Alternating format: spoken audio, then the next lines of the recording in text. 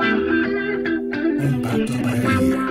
Un pacto para vivir. Columna de análisis de la realidad. Reflexiva. Comportamiento cívico. Compromiso social. Descripción de ONGs. El día a día de la convivencia entre vos y el resto. Un pacto para vivir.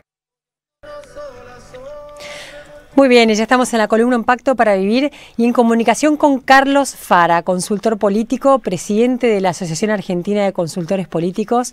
Ha participado en más de 110 campañas electorales en Argentina y América Latina y en más de 500 proyectos de investigación, profesor de universidades argentinas y el exterior, autor de libros. Así que bueno, un gran currículum. Carlos Fara, ¿cómo estás? Mi nombre es Catalina Castro. ¿Qué tal? ¿Cómo estás, Catalina? Muy bien, muchas gracias por atendernos. Por favor, un placer. Carlos, ¿les sorprendió a ustedes en la consultora los resultados de las PASO porteñas? No, empezando por el dato central de, digamos, del PRO como primera fuerza, obteniendo 47-48%, que es lo que había obtenido en las elecciones de 2011 y 2007 en la primera vuelta. Después, digamos, con el pasar de las semanas, después del apoyo de Macri, tampoco terminó sorprendiendo el triunfo de Rodríguez Larreta, digamos, que terminó siendo un poco más amplio de lo que en principio se podía esperar. Lo que sí te diría un poco más sorprendente fue el pobre desempeño del Frente para la Victoria, que terminó tercero, porque tiene un piso de 20 puntos, obvio, ojo, todavía estos son las PASO, digamos, hay que ver cuando lleguen a la general, y me parece que eso, digamos, la diferencia de 2 o 3 puntos termina un poco ensalzando el desempeño de Lustó, que bueno, queda segundo, un poco, digamos, por como fruto de la circunstancia de la primaria del PRO y el pobre desempeño del Frente para la Victoria. Claro, porque en los números de ustedes, creo que era de marzo, les daba arriba de Larreta Michetti con bastante amplitud. Sí, claro, eso fue bastante antes del pronunciamiento de Macri, y de hecho, digamos, a medida que fueron pasando las semanas, si bien dentro del propio electorado del PRO se consolidó el primer lugar de Larreta, la verdad es que en el conjunto de la opinión pública seguía teniendo mejor imagen Michetti que Larreta. Y como asesor en campañas presidenciales y políticas y a partidos políticos, ¿crees que esta interna que fue con cierta tensión adentro del PRO, de hecho se vivió en el PRO tensiones que no se vivieron en los otros partidos, en las PASO, ¿crees que de alguna manera perjudica al PRO? Digamos, me parece que al final terminó, digamos, la foto del domingo a la noche me parece que fue una foto prolija del PRO, de manera que, viste, que esas cosas siempre hay que leerlas un poco en función de que en la primaria es lógico que haya roces, pero que después, digamos, quedan subsanados en la foto final. Me parece que eso fue lo que sucedió, no me parece que vaya a pagar costos. Por eso, obviamente, si Michetti hubiese ganado, digamos, podría haber generado, digamos, un interrogante afuera y adentro del PRO sobre la solidez del liderazgo de Mauricio Macri. Bueno, esto no sucedió, ¿no? Carlos, buenas tardes, mi nombre es Elisa. ¿Cómo estás? Bien, Carlos, pero ¿a usted le parece que el pronunciamiento de Macri fue lo que terminó, lo que determinó la victoria de Rodríguez Larreta al final de cuentas? Sí, porque, digamos, claramente, digamos, para su propio electorado, el hecho de pronunciamiento, digamos, fue una cosa importante. Cuando uno preguntaba, digamos, en el conjunto del electorado, qué le había parecido esa decisión de Macri, yo te diría, había más gente que la rechazaba que la que apoyaba, pero cuando uno lo analizaba dentro del propio electorado del PRO, digamos, claramente esto había tenido una incidencia positiva para sus propios votantes, y bueno, el resultado fue el que vimos, ¿no? Claro. ¿Y a usted le parece que los resultados de este paso modifican en algo o, digamos, o se proyecta o repercute positivamente en la imagen de Macri como un futuro presidente para octubre? Mira, a ver, siempre, digamos, hay efectos de corto plazo de un ganador, desde ya, un ganador político en este caso. Pero la verdad es que, por un lado, digamos, lo que está pasando en las distintas provincias no está repercutiendo en otros distritos, ¿no? Es decir, en cada distrito se está generando el resultado, digamos, que previamente se podía vislumbrar o proyectar en función de la realidad de cada lugar.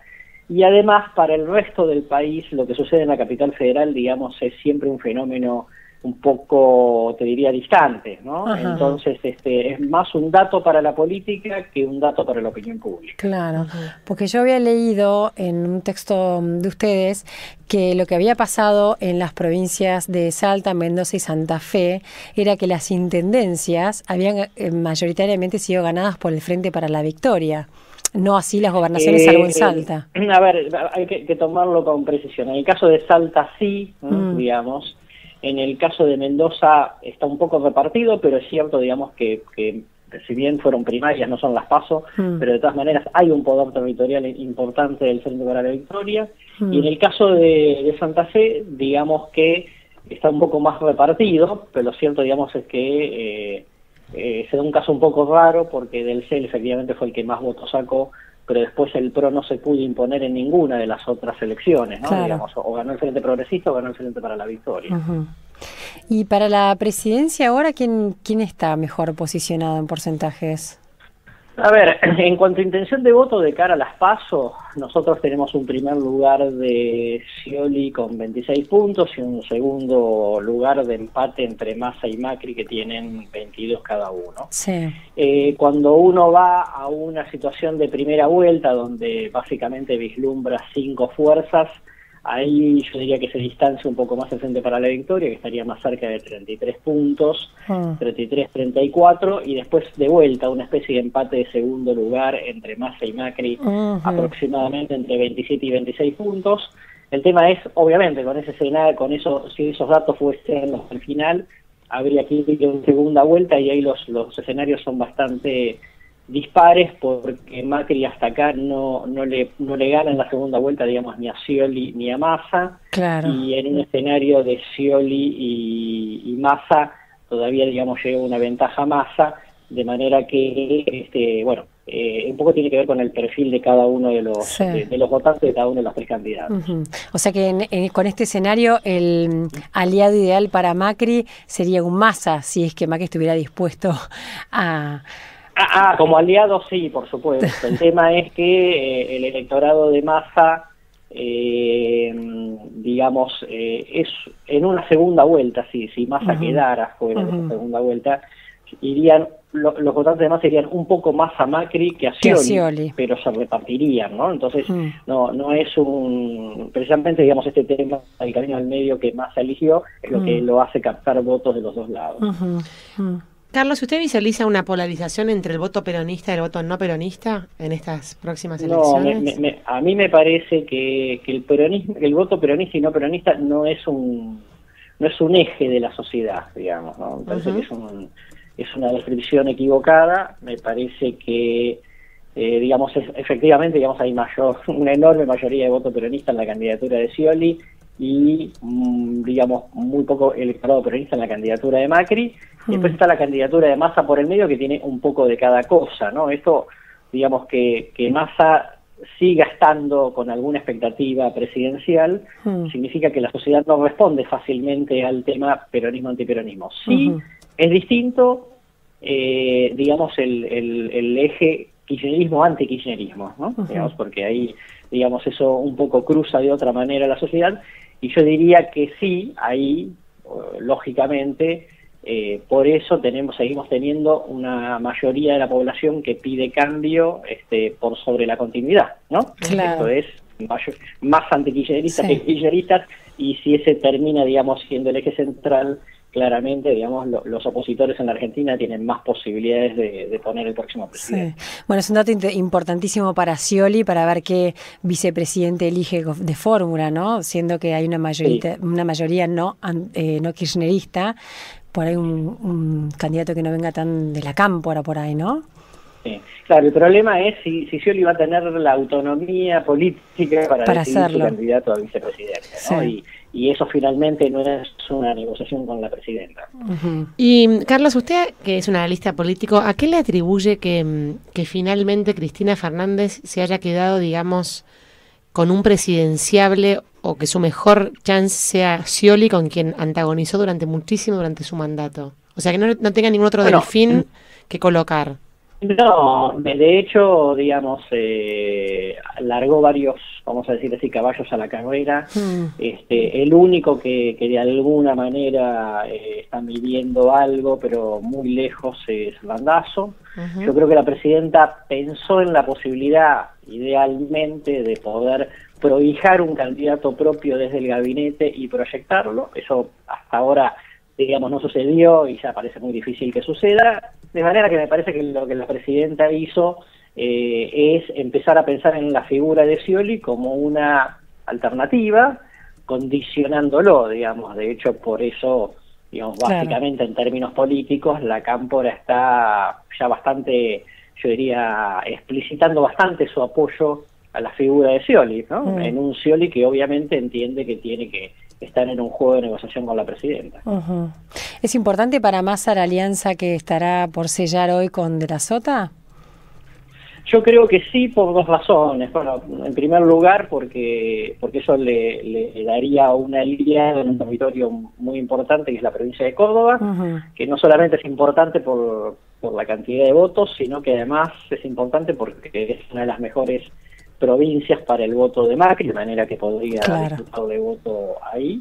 En segundo lugar, porque, bueno, De la Sota tiene, digamos, 3 o 4 puntos de intención de voto, y si bien, como siempre, cada vez que se arma una alianza no es que todos los votos van para un lado, existe compatibilidad de perfiles políticos, y eso en una elección tan pareja como la que estamos viendo, que alguien sume un aliado que le aporte 3 o 4 puntos, al final del camino puede ser una diferencia importante. Sí, todo suma, tal cual. ¿Crees posible que en Argentina tengamos en algún momento un debate presidencial?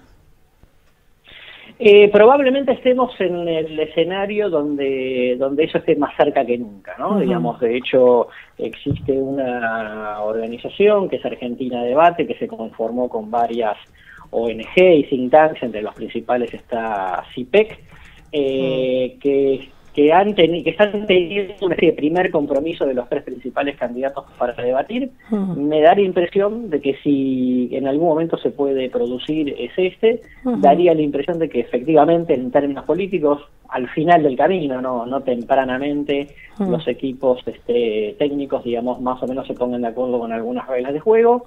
Creo que se está avanzando bien, esperemos que se produzca. Y cuando sucede en los debates presidenciales, ¿realmente hay una modificación en la intención de voto luego para los candidatos para un lado o para el otro? Bueno, ¿son determinantes? Buena pregunta, porque yo creo que los debates son necesarios porque me parece que son buenos, digamos, en términos de la democracia. Ahora, la verdad es que en términos generales los debates modifican muy poco la opinión de la gente, salvo situaciones muy excepcionales. En Estados Unidos se calcula que el debate que más influyó en su momento fue el debate de Kennedy y Nixon, que pasó hace más de 50 años, y que modificó como un par de puntos de la intención de voto, no mucho más. En términos generales, la incidencia es bastante marginal. Hay que tener en cuenta que los debates en general lo ve el público más politizado, más informado, más ideologizado, que ya tiene una opinión previa sobre los candidatos. E inclusive, cuento una anécdota que me parece ilustrativa, en el año 2004, cuando fue a su reelección Bush hijo, y fue, digamos, tenía enfrente a John Kerry como el candidato demócrata. Hubo 3 debates, que es donde todo el mundo consideró que 2 los ganó Kerry y 1 lo ganó Bush. Y entonces los grupos focales que se hicieron entre los votantes de Bush, después de los debates, le preguntaron: ¿usted quién piensa que ganó? Y ganó Kerry, o sea, ganó el adversario. Y entonces, ¿piensan cambiar el voto? No, yo voy a seguir votando a Bush. Solo que es verdad que el debate lo ganó Kerry. Bueno, entonces digo, me parece que respecto a eso, yo diría que hay que ser muy cauteloso. Me parece que los debates son muy relativos, pero sí creo que son necesarios. Sí, totalmente. Bueno, es un argumento más a favor de que se hagan, ¿no? Sí, totalmente. Está muy bien. Carlos, y una pregunta, ¿qué tanto se relaciona la economía con la política? ¿Es verdad eso que la gente vota con el bolsillo? Bueno, obviamente, digamos, la situación económica, digo, cómo te va en la vida cotidiana, desde ya que influye, hay muchos estudios sobre eso. Te diría que habría que hacer 2 o 3 aclaraciones. La primera es que digamos, te tiene que la gente, digamos, empieza a sentirlo en el bolsillo cuando hay movimientos económicos realmente importantes, ¿no? Digo, si vos creces al 1%, obviamente, digamos, eso no tiene tanta incidencia, y si bajas 0,5, digamos, tampoco tiene mucha incidencia, ¿no? Porque no se te modifica la percepción sobre la realidad, tienen que ser movimientos más importantes. La segunda es que es cierto que la gente vota con el bolsillo, pero también vota mucho con las expectativas del bolsillo, ¿no? Entonces pensás que te va a ir mejor, además de cómo te va en la actualidad o cómo te fue en el pasado inmediato. Y esto, digamos, como que lo vuelve un poco más complejo, ¿no? Claro. Porque ya no tiene que ver solamente con el indicador objetivo de la economía o de la inflación, sino que tiene que ver con la expectativa de la gente, con que la gente piensa o no que va a producirse una crisis, o con que la gente dice, no estoy bien, pero estoy acostumbrado a la situación y la voy llevando, ¿no? Por lo cual, digamos, tampoco te moviliza tanto. Y el otro comentario para hacer es que, en general, la economía es importante, no es lo único, no es absolutamente determinante, y cada tanto tenemos en la Argentina una elección en donde lo económico no importa porque la gente se le...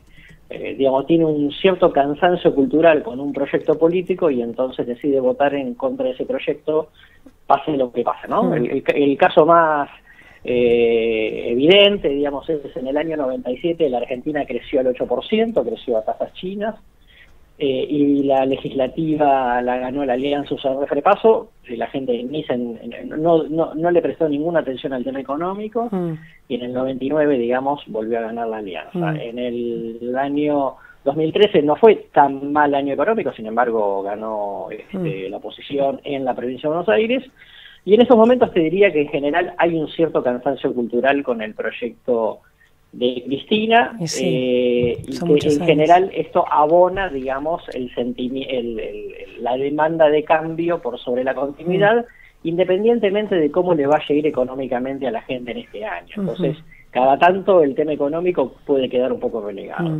¿Cuáles son ahora los temas que están en la gente? ¿Eso lo tienen medido? Mira, sí, a ver, una cosa son los temas que más preocupan a la gente, que son bastante obvios para todos, lamentablemente. Uno es el tema seguridad, y después los temas económicos de, digamos, el tema inflación y el tema desocupación. El tema inflación, aunque sigue alta, de todas maneras perdió un poco de importancia porque la gente fue perdiendo miedo a la inflación alta, digamos, porque se fue acostumbrando, digamos, a esta cuestión, ¿no? Como lo decíamos antes. Sí. Estos son los temas más importantes, sobre eso no hay mucha discusión.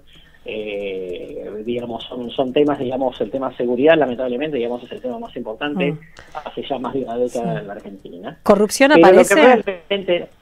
Corrupción no es un tema importante, digamos. Y narcotráfico tampoco. Ahora, digamos, a fines del año pasado subió un poco por el tema OTESUR, obviamente, digamos, el tema de Nisman influyó en eso, pero estamos hablando de que cuanto más sube a tipo 12-13%, y en general está en 5-6%, si no hay ninguna gran novedad al respecto, ¿no?